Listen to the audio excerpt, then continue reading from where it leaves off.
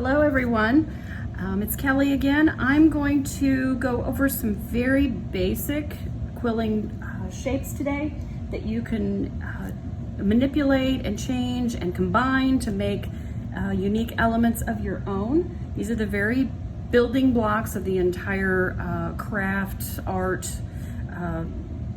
quilling genre. So let's just get started. I'm going to try to make this one pretty quick this time, hopefully. The very basis of everything is based on the tight coil. Now the tight coil is very self-explanatory, easy to do. You can do it with your fingers, you can do it with an actual tool. There's lots of different types of tools. But for these demonstrations, I used my little standard tool that I use, which is free turning. If anybody's interested, I'll put a link in the comments for that. So it's pretty self-explanatory. You wind it up and you secure the ends with a little bit of glue, but I'm going to show you a couple of things. One of the things to notice here is that if you look at this particular one, when you take it off the tool, sometimes there's a little hump here. And also, to keep it nice and neat, this is something that I do, is I always like to put it down on my workstation and then just push it down to make it good and even. That's just going to give you a much neater coil over time. And again, I've said this a million times in my videos, is that if you take care of the small details, the overall piece will be much neater and prettier. There's a lot of variations on this. You can glue strips end to end and combine colors. And I just did a really quick one here.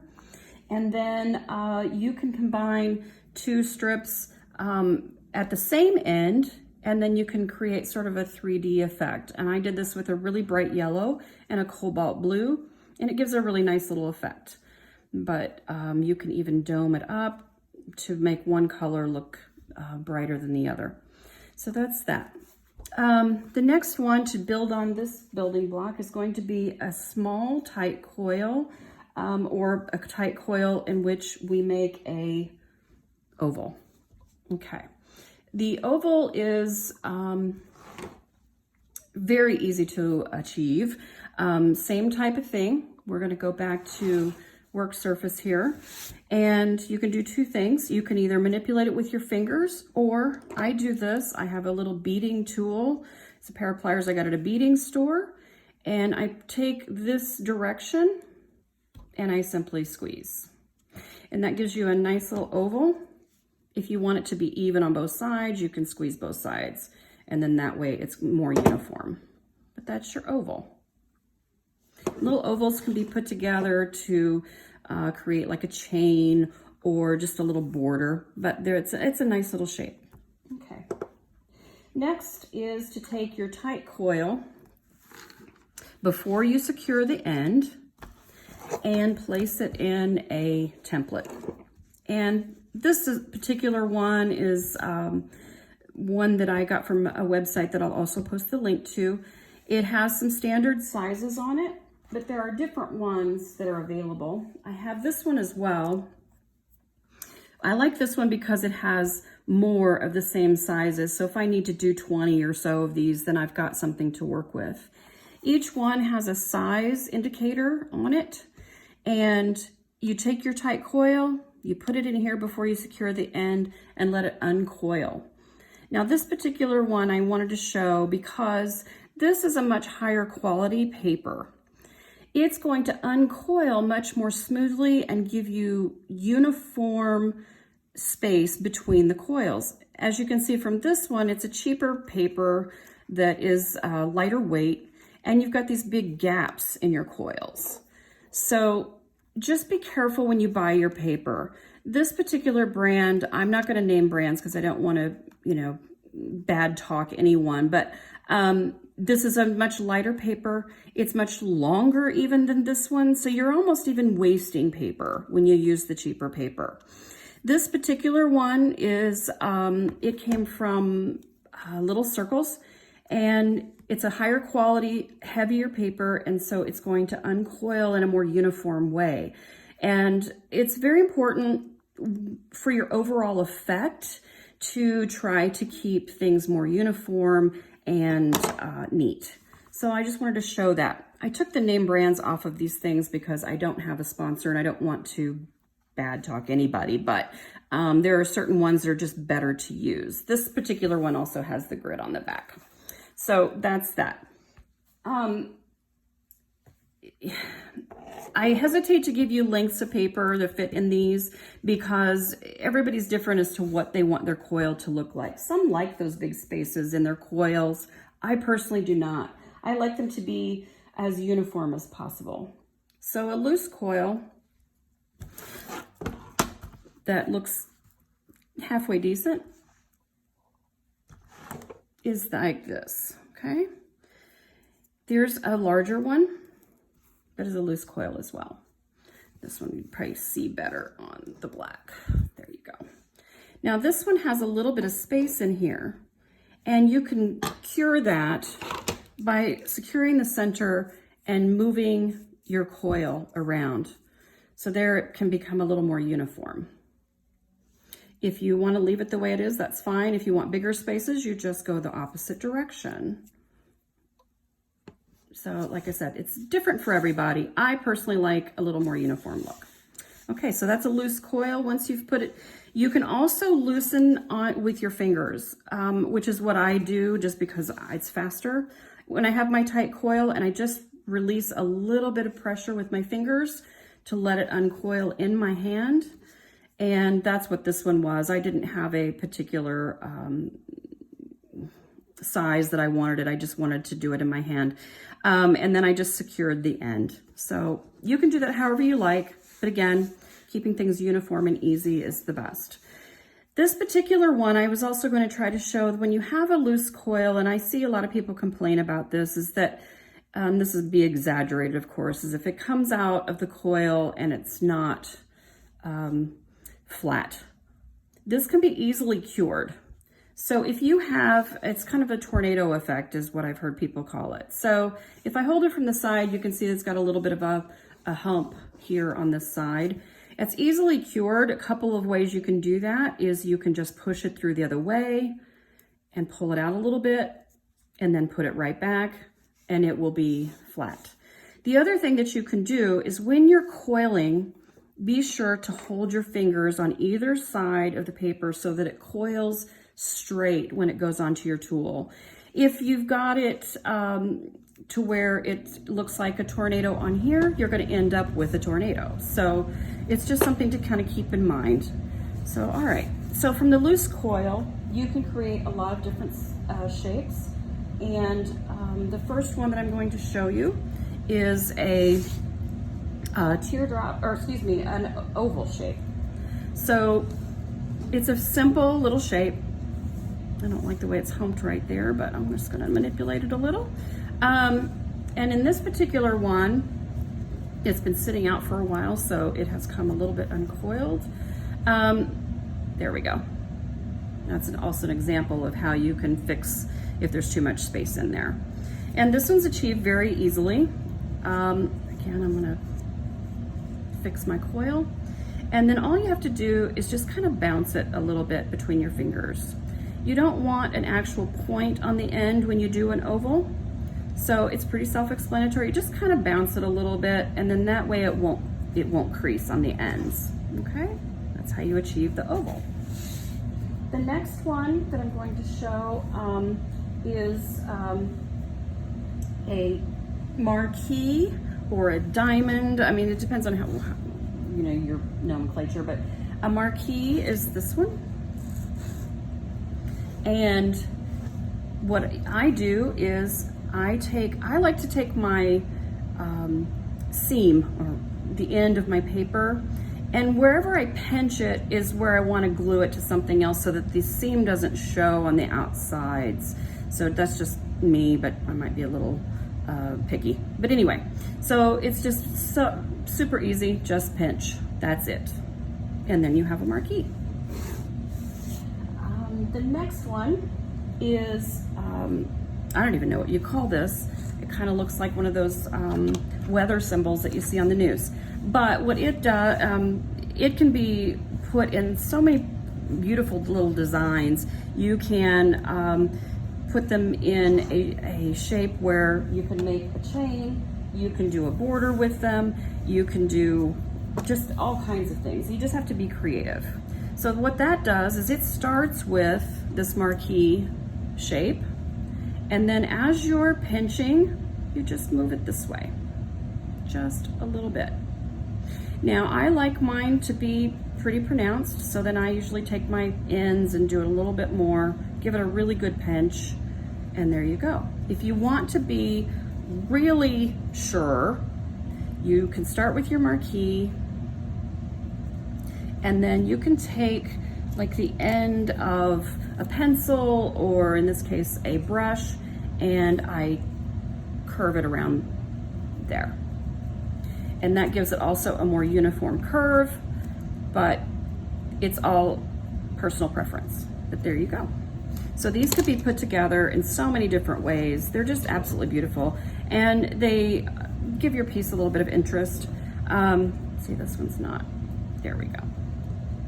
So you just have to keep manipulating. So for example, if you have one like this one that's a little bit fat compared to the others, you can go back in and just keep working it. It will continue to work one way or the other. And before you just give up and throw it out and start over, just keep working. So that's that one.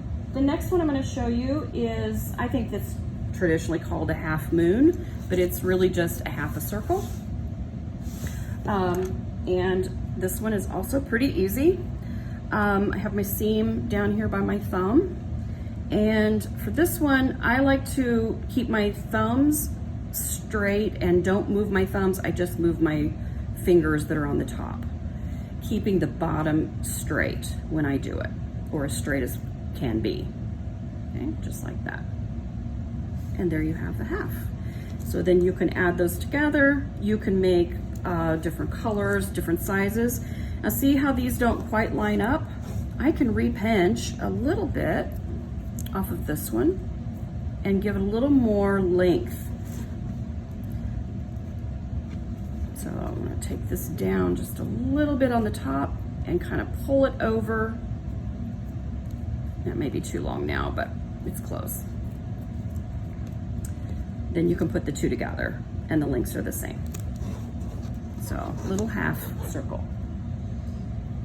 The next thing I want to show is not really a shape so much as it is just a little technique. I like to do this when I'm creating the shape we're going to show next, which is the teardrop. This was a loose coil, and what I did is I actually like to use this corner of this particular little mat, and when it's in the center or over here to the side or whatever, and I take the center, oops, let me show you. I like to use the corner, and then wherever the center happens to be, I'll put my needle in it and pull my needle over to the side and secure it. Then I put just a tiny bit of glue there just to hold it. This particular type of technique, I like this because it gives you, it holds the coil in place. And the more a coil sits out, the more likely it is to sort of unravel and give you those uneven separations. But if you like them to be nice and even, this will keep it that way for you until you're ready to work with it. But I like to do this especially when I'm going to do some particular shapes. So let me show you how this works real quick, and so what it'll look like. So I usually just take my circle, wherever my end is, I like to put it up in the corner just so it stays. And then I put my needle here, I pull it up, secure it, and then I do just a little drop of glue right here on the edge until it dries. And then I use that as my reverse side. That's what I'll actually glue down to my piece. But that's really how it works, super easy. But the next shape that I'm going to show you is the reason that I like to do those. The next shape would be a teardrop, which is again one of your more common shapes. It's just exactly what it sounds like. It is the shape of a tear. There's a couple of different ways to have a teardrop, and I'm going to show you a couple of them right now. So this one, super easy. Now, if you haven't gotten your center glued down, that's fine. You don't have to. It's just my personal preference because I think it's prettier. And when you make your teardrop, then your points of the teardrop should line up really well too. So I hold on to that edge and I just pinch and slide. I pinch and slide until it's got a really nice little point on it. And that's it, super easy. Teardrop shape can be put into so many different things. You can make hearts, you can do, you can put them this way, that gives a really nice little effect. You can put the tips together and create flowers. It's a really nice little shape. If you want to be fancy, you can line the shape with with a different color and wrap it. There's lots of different options there. The other thing that I want to show is that there's sort of a modified teardrop. So in this particular flower that I've done, you'll notice that there's a teardrop shape, but it's sort of offset. So when I'm doing this type of thing, I like to pinch where I'm here, and I've already got my teardrop, and I'm going to push my thumb in and turn. So we do sort of like this, and then you've got a nice little curve there that you can wrap around another piece. So you can take like a tight coil and wrap it this way. Gives a nice little effect. Okay, so that's just one of the ways you can manipulate a teardrop. There's a lot of different ways, but that's one of my favorites. I use it quite a bit. The next thing, like I said earlier, you can put them together and make yourself a little heart. And I like my centers to be sort of lined up. Again, you can do it however you like. Everybody's different, but that's just a nice, neat little way to do it. The next one that I did, I will show you at the end of teardrop modification. I don't want to show it to you yet because it's a little more complicated, but that's the teardrop, super easy. The next one that I'm going to show is a triangle. This one, it's okay. I don't use a triangle a lot. I would almost rather use a teardrop and have a rounded edge, but if you're doing a border or you've got a mandala that you're trying to fill some space, this would be the way to do it. So for this particular one, you're supposed to start with a teardrop, okay? And this center is not glued down. So I'm gonna just take my center over and make a teardrop, okay? Again, everybody does this a little bit differently, but this is my particular one. So then I decide how wide I want my triangle to be, and then I'm just gonna pinch the sides so that I can achieve whatever shape of triangle I'm looking for, size. And there it is. So these can be combined in a lot of different ways as well. And you could create a little border that way too. Do them in offset colors, all kinds of things. You can put them together and make a circle. Again, a lot of things you could do with that one. The next one is one of my favorites. I really like this one. This is a crescent, okay? For this one, you would start with your half moon size, or shape, excuse me. I need to go over the middle. So I'm gonna adjust here for a second. Okay, it's better. So you will start with this, but to create this, you're just gonna push in your center, okay? So it gives just, that's not as pretty. Let me try a different one. I don't like it. All right, so there's a seam at the bottom. And pinch just the way you would a crescent moon, but you're gonna move your thumbs in further, okay? And pinch really good, because if you don't, it's gonna turn into a half moon. So there's your crescent. And then you wanna pull in just a little to create that.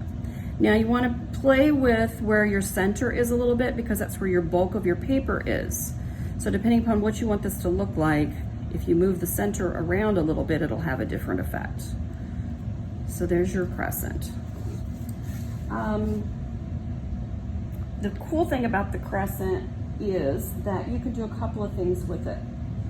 I like to make a crescent and then close it around another shape. You can create all kinds of really cool things this way. And then you would just glue around there so it would be in place. I've seen a lot of people do petals this way. I've seen a lot of people do leaves this way. It's a nice little element, or you can also just go ahead and pinch it all the way together, and then you've got this shape, which is also very common.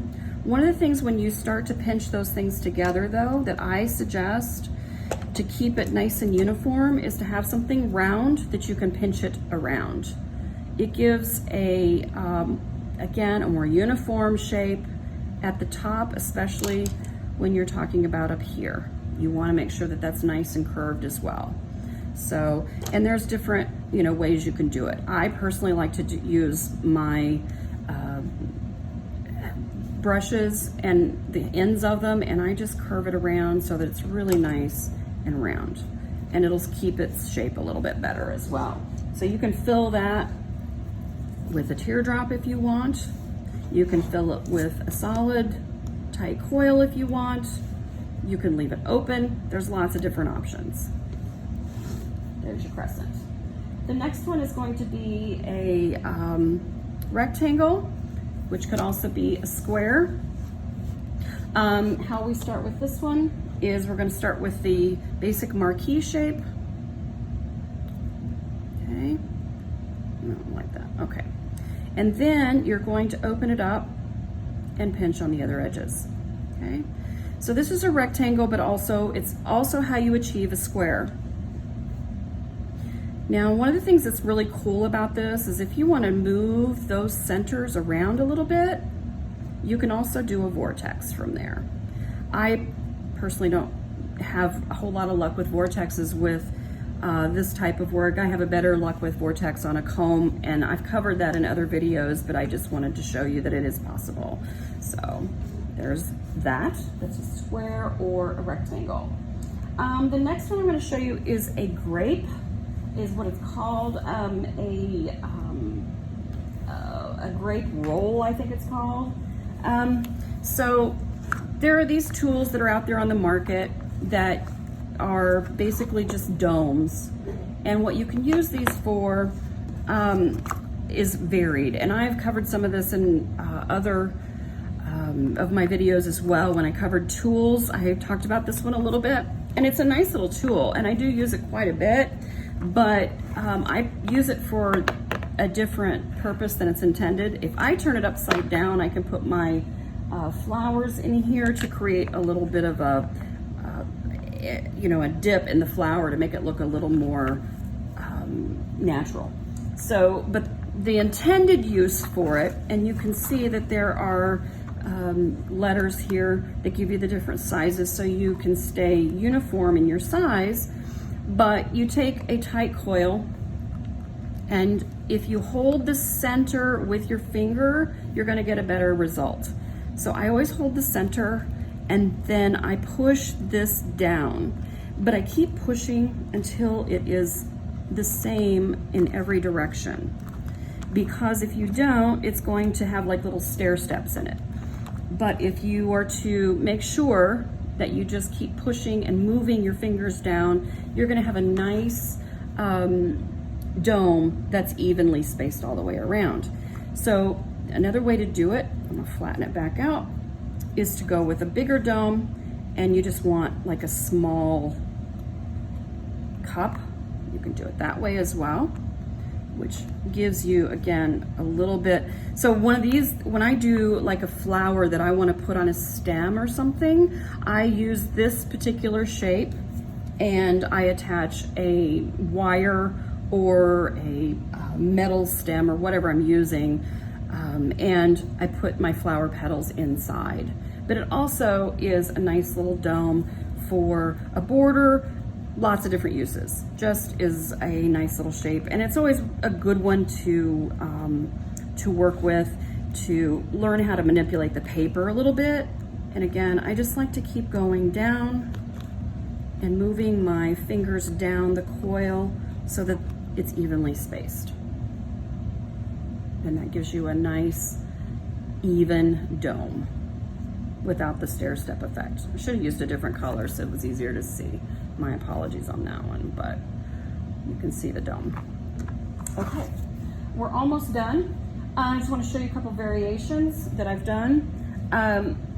These are little teardrops that I found on a fellow YouTuber did, and her name is Azlina Abdul, and she's amazing. She has some of the most beautiful things, and her coils look so much better than mine, but I did this using her tutorial.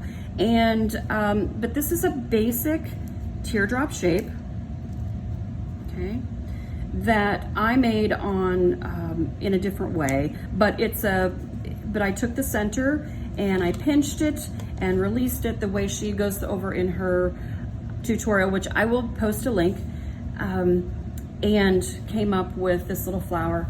Again, I took some inspiration from her because she uses bright, vibrant colors, and it's just beautiful.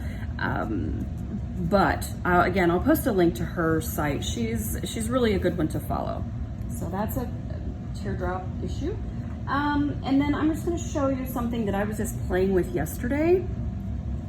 This one was a teardrop that I sort of flattened out, so it looked like this more. It almost looked like it came off of a comb. And then I pushed it and started to manipulate. There's a lot of things you can do. So you could even glue it in this type of shape. Oops, my fingers will work. You could glue it in this type of shape. It kind of looks like a, I don't know, ring or a crown or something.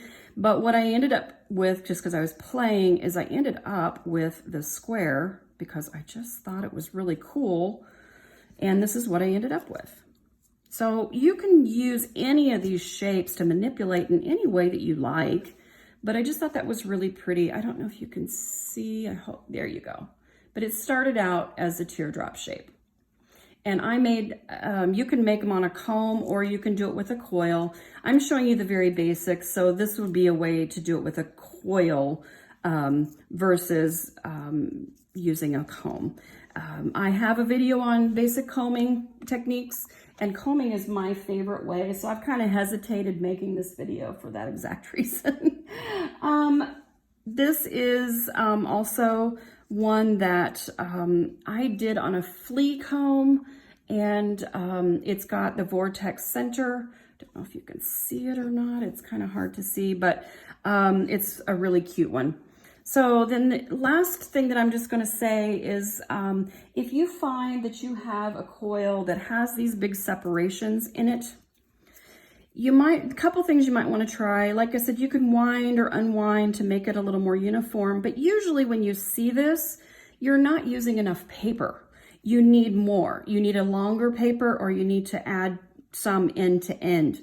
If you've got a nice amount of paper and the right circle size, you should see more uniform coils. So that's it for today. I just wanted to show the very basics, and I'm going to add a picture at the very end so you can have that for reference if you'd like. And as always, please like and follow. And if I haven't covered something that you're interested in, you can find me on Facebook on a lot of different quilling groups, or leave me a message on YouTube. I read them all, and I'm happy to help anybody. Again, these are just my techniques. Everybody's different, but I'm also going to post, like I said, a link to Azlina, because she's super talented and has some really cool stuff. Thank you again for watching.